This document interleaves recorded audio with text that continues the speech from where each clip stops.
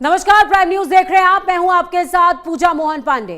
Prime news पर आज एक ऐसा खुलासा, एक ऐसे आंकड़ों का जिक्र होने जा रहा है जो हमेशा से देश में चर्चा का विषय रहा। जी हां, धर्मांतरण लगातार चर्चा का विषय रहा है। कभी प्रार्थना सभा के नाम पर सवाल उठे तो कभी लालच और दबाव के आरोप लगे, और अब उत्तर प्रदेश के मोहनलालगंज का व्हाइट हाउस एक बार फिर से सुर्खियों में आ गया है। रायबरेली प्रयागराज मार्ग पर बना यह परिसर कभी कथित तौर पर धार्मिक गतिविधियों का बड़ा केंद्र हुआ करता था। स्थानीय लोगों का दावा है कि करीबन एक दशक पहले यहां गुरुवार और रविवार को बड़ी सभाएं होती थी, प्रार्थनाएं होती थी। दक्षिण भारत से पादरी और पास्टर पहुंचते थे और लोगों को प्रार्थना सभा में बुलाया जाता था। आरोप यह भी है कि सभा के बाद लोगों को धर्म परिवर्तन के लिए प्रेरित किया जाता था, यानी कि उनका ब्रेन वॉश किया जाता था। पादरियों के ठहरने और सुविधाओं के लिए स्विमिंग पूल से लेकर निजी सुरक्षा तक के इंतजामात थे। इस बात का भी दावा है आम लोगों के लिए एंट्री पर रोक को लेकर के भी सवाल उठ रहे हैं। और इतना ही नहीं, ग्रामीणों का यह भी दावा है कि आसपास के कुछ गांवों में बड़ी संख्या में लोग ईसाई बने। आज भी रविवार की प्रार्थना के बाद धार्मिक साहित्य बांटने और लोगों को ईसाई धर्म अपनाने के लिए प्रेरित करने की कोशिशें होती हैं। करीबन 7 से 8 साल पहले परिसर में एक महिला की मौत के बाद भी सवाल उठे थे, जिसके बाद प्रशासन ने इसे बंद करा दिया। अब सवाल सिर्फ व्हाइट हाउस का बिल्कुल नहीं है। सवाल यह है कि क्या यहां धर्मांतरण हुआ था? अगर हुआ तो किसके इशारे पर हुआ? और अगर आरोप गलत हैं तो निष्पक्ष जांच से तस्वीर साफ क्यों नहीं की जानी चाहिए? आरोप की सच्चाई जांच का विषय है, लेकिन सवाल बहुत पुख्ता और गंभीर, और जवाब बेहद जरूरी है। एफसीआरए बिल के भी तहत इस समय आप देख रहे होंगे कि लगातार आइजोल से आवाजें उठ रही हैं। धर्मांतरण ईसाई समुदायों की तरफ से आवाजें उठ रही हैं। क्यों उठ रही हैं? क्या उसके पीछे, पर्दे के पीछे की कहानी कुछ ऐसी ही कहानियों में से एक है क्या? ग्राफिक्स के जरिए कुछ अहम तस्वीरें, कुछ अहम साक्ष्य आपके साथ साझा करने जरूरी हैं, और आपको ये समझना, ये जानना जरूरी है कि आखिरकार देश के अंदर धर्मांतरण के नाम पर क्या क्या वो खेल है जो चल रहा है। धर्म बदलने की वजह क्या है वो समझ लीजिए। सबसे पहले जो तथ्य सामने आ रही है, अब ये सवाल है कि अगर कोई आस्था से धर्म बदल रहा है तो कोई दिक्कत नहीं, लेकिन अगर मजबूरी है तो क्या मजबूरी है? विश्वास है किसी का धर्म बदलने का, या फिर कोई लालच दिया जा रहा है? व्यक्तिगत फैसला है इंसान का कि वो धर्म बदलना चाहता है। बाबा साहब भीमराव अंबेडकर ने भी धर्म बदला, उन्होंने बौद्ध धर्म अपनाया, उन पर कोई दबाव नहीं था, ये उनकी बुद्धिमत्ता से लिया गया फैसला था।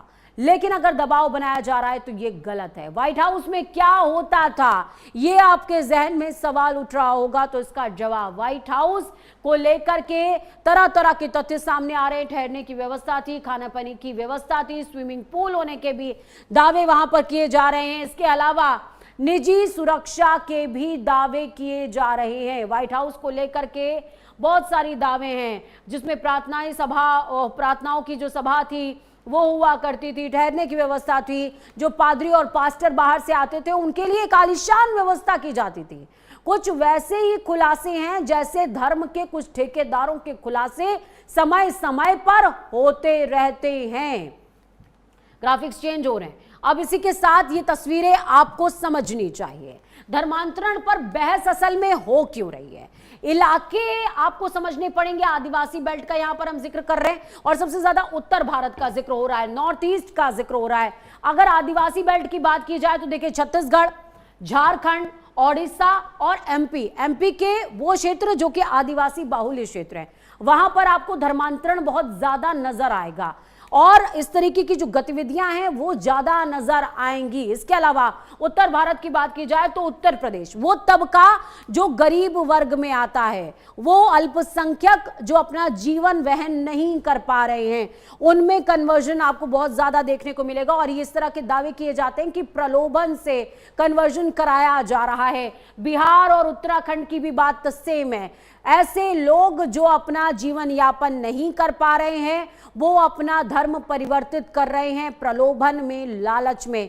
अब समझिए नॉर्थ ईस्ट की कहानी। नॉर्थ ईस्ट की अगर बात करें तो आइजोल से आपको मैंने अभी जिक्र भी किया, समझाया भी, बताया भी कि आइजोल में किस तरीके से पूरा एक प्रोटेस्ट खड़ा हो गया एफसीआरए बिल को लेकर के। और इसी तरीके से नॉर्थ ईस्ट में नागालैंड है, मिजोरम है, मेघालय, मणिपुर और अरुणाचल प्रदेश, इन तमाम क्षेत्रों के अंदर लगातार इस तरह की तस्वीरें सामने आती रहती हैं, धर्मांतरण की तस्वीरें सामने आती रहती हैं। लेकिन जहन में आपके सिर्फ एक ही जिक्र आना चाहिए, धर्मांतरण गलत बिल्कुल नहीं है।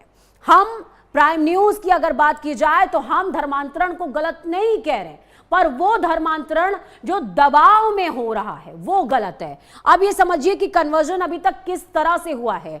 हिंदू जो दूसरे धर्म में कन्वर्ट हुए हैं उनका जो प्रतिशत है वो 0.7% के आसपास है। दूसरे धर्मों से अगर बात की जाए, कोई अगर हिंदू कन्वर्ट हुआ है तो 0.8% इसका परसेंटेज है। और हिंदू पृष्ठभूमि का अगर कोई व्यक्ति है, यानी कि जो जाति, समुदाय और धर्म वर्ग है वो हिंदू पृष्ठभूमि का है, और अगर उसकी कन्वर्जन की बात की जाए यानी कि ईसाई धर्म की तरफ वो डाइवर्ट हुआ है, तो उसका जो प्रतिशत है वो 0.4% के आसपास है। इसी तरीके से मुस्लिम पृष्ठभूमि से कन्वर्ट होने वालों की तादाद की बात की जाए, जो लोग कन्वर्ट हो रहे हैं दूसरे धर्मों में, अन्य धर्मों में, वो धर्म कोई भी हो सकता है, वो क्रिश्चियन हो सकते हैं, वो पंजाबी हो सकते हैं, वो अगर बात की जाए तो हिंदू हो सकते हैं।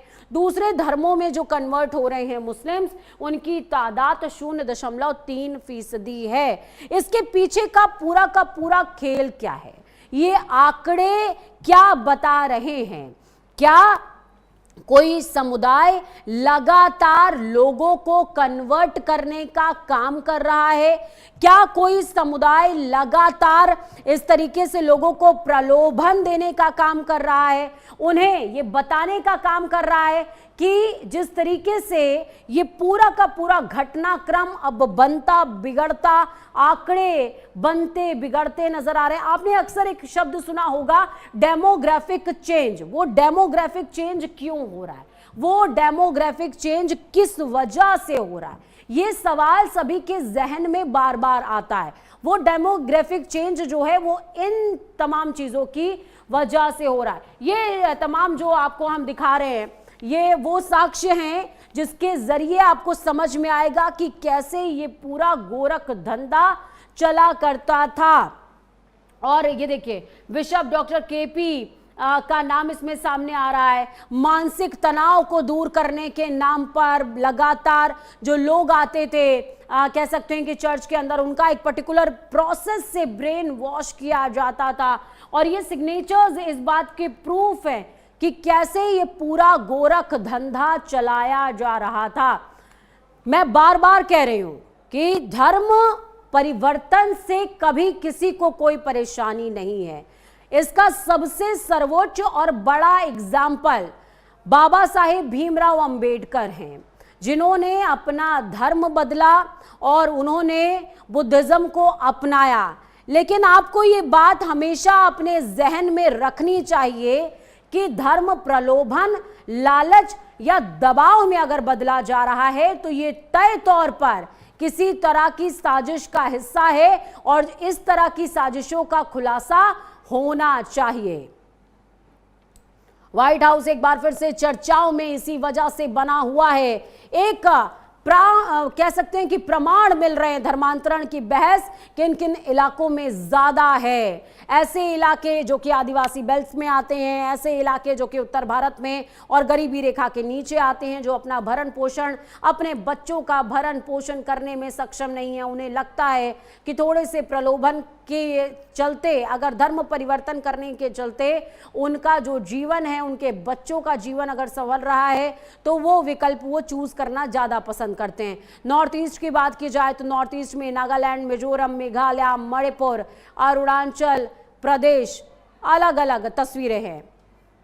की जा रही थी कि धर्म परिवर्तन इसी चर्च पे किया जाता है। आप देखेंगे Saint Stephen believers eastern church ये है, और इसमें हालांकि अभी ताला लगा हुआ है। बताया जा रहा है कि पिछले कई सालों से यहाँ पर जो सभा है वो चलती रही है।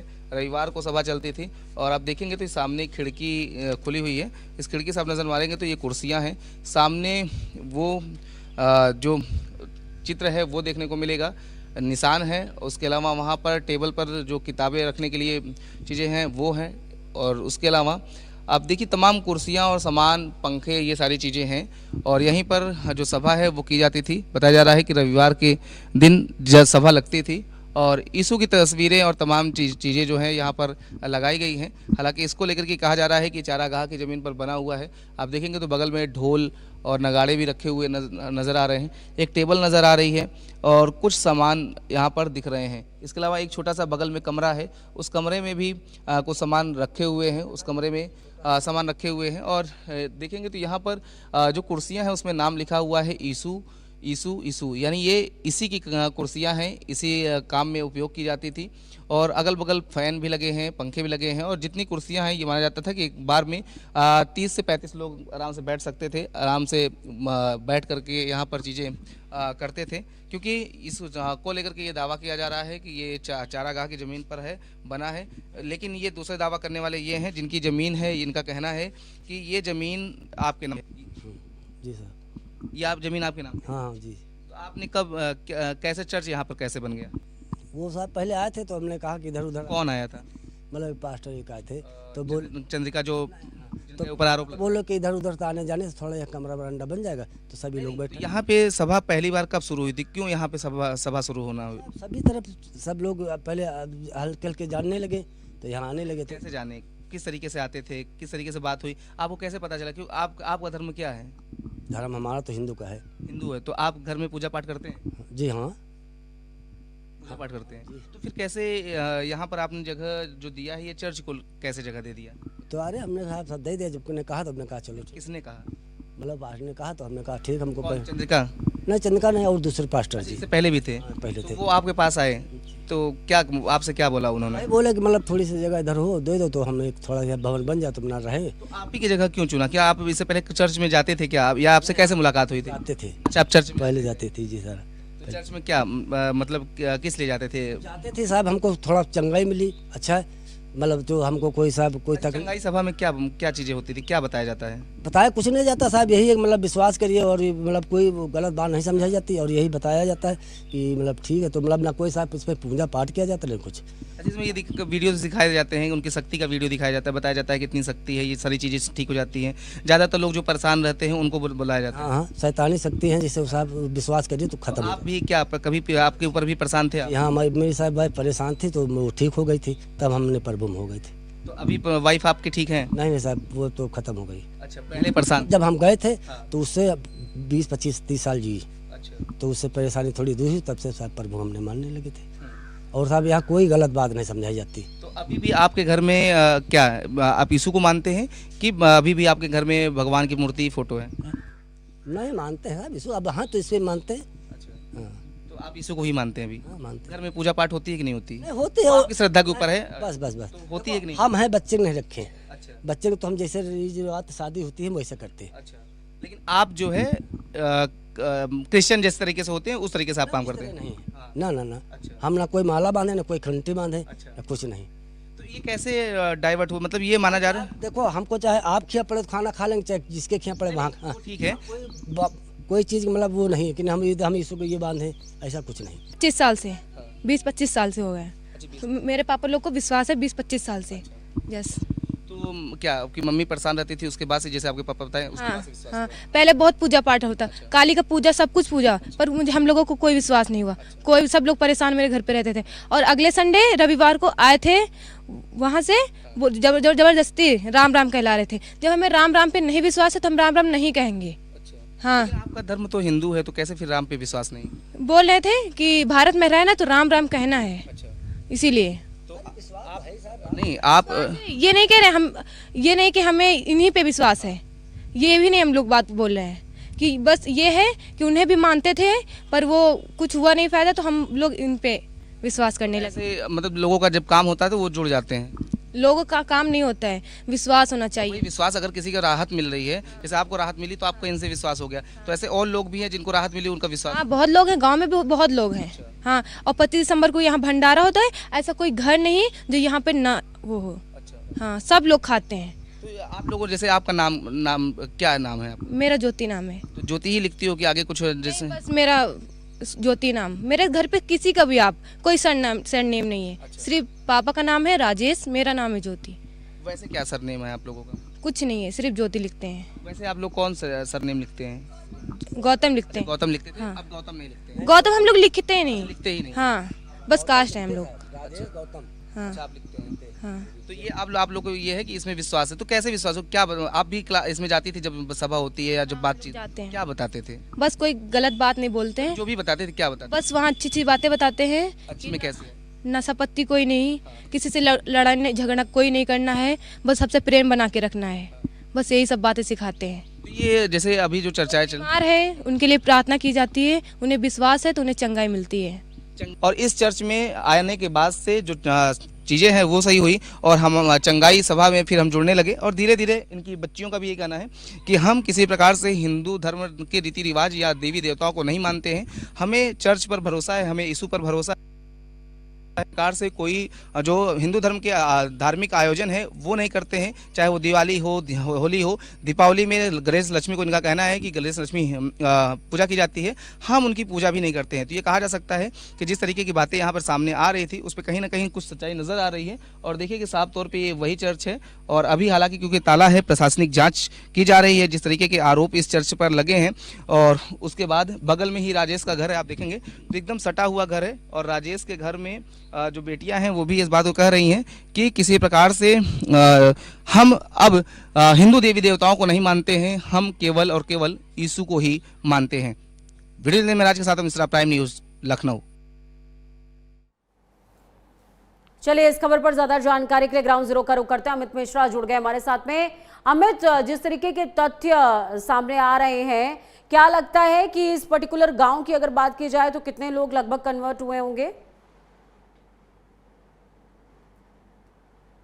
जांच कर रही विवेचना का विषय है, लेकिन जिस तरीके से आप देखिए कि ये मस्जिद है और इन्हीं की जमीन पर वो चर्च बना हुआ है, ये इनका दावा है। और इसको लेकर के इन्होंने कैमरे पर भी प्राइम न्यूज़ से कहा था कि ये पैसे लेकर के इस चर्च की जमीन को दिया था, और जिसके बाद चर्च का निर्माण हुआ उसके बाद से धीरे धीरे यहाँ पर एक लोग की सभा लगने लगी, 2 लोग की लगने लगी, और माना जा रहा है कि इनका ही कहना है। और जो गाँव में हमने जब पड़ताल की तो पता चला कि लगभग वहाँ पर 25 से 30 परिवार ऐसे हैं जो इस चर्च से जुड़े हुए हैं, जो हर रविवार को बैठक होती है उस बैठक में शामिल होते हैं। इसके अलावा जो बड़ी चर्च है जो वहां पर भी ये लोग पहुंचते हैं, वहां पर भी हर आयोजन में शामिल होते हैं। और सबसे ज्यादा फोकस जो है गरीब तबके लोगों को किया गया है, जो आर्थिक रूप से परेशान है, जो जिनका मानसिक रूप से परेशान है, जो तमाम ऊपरी बाधा है जो कि ये लोग मानते हैं भूत प्रेत इससे परेशान है, तो ऐसे लोगों को इसमें शामिल होते हैं। वो लोग यहाँ पहुंचते हैं, उनका कहना है कि उन लोगों की समस्याएं समाधान होती हैं और उन्हें चंगाई मिलती है, यानी चंगा मतलब वो चंगे हो जाते हैं, ठीक हो जाते हैं, और इसीलिए वो चंगा सभा में बैठते हैं। और बताया जा रहा है कि वो लोग ही आकर के यहाँ प्रचार प्रसार करते हैं, और धीरे धीरे ये नेटवर्क जो है वो पूरा फैल गया है। केवल इसी गांव में नहीं, आसपास के कई और जो गांव हैं वहां पर भी इसी तरीके के लोग जुड़े हुए हैं। हालांकि इसमें एक चीज ये देखने को मिल रही है, इन्होंने कोई नाम नहीं बदला है। जिसका नाम राजेश था वो राजेश रखा हुआ है, जिसका नाम सोनू रखा हुआ है, लेकिन वो अपने घरों से देवी देवताओं की मूर्तियां, देवी देवताओं की फोटो और जो हिंदू रीति रिवाज में त्योहार है उसको मनाना बंद कर दिए हैं, और अब यीशु दरबार में जाना शुरू कर दिए हैं। आपसे समझना चाहूंगी, क्या ऑफ द कैमरा कुछ लोगों ने ये भी एक्सेप्ट किया कि वो पैसे लेकर के कन्वर्ट हुए हैं, या किसी तरह का उनको दबाव महसूस हुआ हो?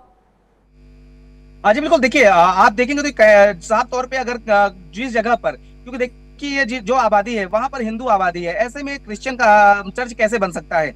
इसको लेकर के जब बात की गई राजेश से, तो राजेश ने कहा कि हमने 20,000 रुपए उस जमाने में लिया था, 20,000 रुपए लेकर के हमने चर्च को जमीन दी थी, चर्च इस तब से बना, और चर्च की जिम्मेदारी जो है वो राजेश के पास ही रहती है, चाबी भी उसके पास है, सारी चीजें जो देख रेख है वो राजेश ही करता है। इसी तरीके से जितने लोग इसमें अब तक में पुलिस की टीम में आए हैं, लगभग 5 लोग गिरफ्तार किए गए हैं, ऐसे लोग को ही टारगेट किया जाता था जो आर्थिक रूप से कमजोर होते थे, उनको आर्थिक रूप से मदद देने की बात की जाती थी। यहाँ पर जब हमने पड़ताल की तो एक हमें डायरी मिली, डायरी में वो प्रार्थनाएं लिखी हैं और एक तमाम चीजें लिखी हैं कि किस तरीके से कोड वर्ड से लोगों को समझाना है, कैसे मोटिवेट करना है, कैसे यीशु से जुड़ सकते हैं, कैसे आप जो है वो पाप से मुक्त हो सकते हैं, कैसे आपकी परेशानियां दूर हो सकती है। कहा जा सकता है कि एक ब्रेन वॉश करने का जो रोड मैप है वो पूरी तरीके से उस डायरी में लिखा हुआ है। किया और हमने? इसी डायरी पास्टर या फिर पादरी से आपने बात करने की कोशिश की कि इस तरह के तथ्य इस क्षेत्र में निकलकर सामने आ रहे हैं? देखिए अभी वो हिरासत में है, क्योंकि जिस तरीके से चंद्रिका की बात करें तो उसको हिरासत में लिया गया, उसकी पत्नी को लिया गया है और लोगों की हिरासत में लिया गया है। पुलिस पूछताछ कर रही है, क्योंकि इस मामले को लेकर के हिंदू संगठन लगातार पुरजोर विरोध कर रहा था और गांव के लोग भी विरोध कर रहे थे। गांव के लोगों से बात की तो गांव के कुछ लोगों ने कैमरे पर भी कहा और कुछ लोगों ने बिना कैमरे भी ये कहा कि ये काफी समय से चल रहा है, इसका हम लोग विरोध करते हैं तो ये लोग लड़ने पे हमारा हो जाते हैं। और जिस तरीके की तस्वीरें निकल करके सामने आ रही है, आप समझिए कि सवालिया निशान तो है ही कि आखिर में जहां पर हिंदू आबादी हो वहां पर किस तरीके से चर्च चल सकता है और चर्च में लोग शामिल हो रहे हैं और बाकायदा शामिल नहीं हो रहे हैं। वो हर रविवार वहां पर जो सभा लगती है उस सभा में पहुंचते हैं, एक मैसेज सर्कुलेट होता है, जैसे मैसेज सर्कुलेट होता है वैसे लोग इकट्ठा होना शुरू हो जाते हैं।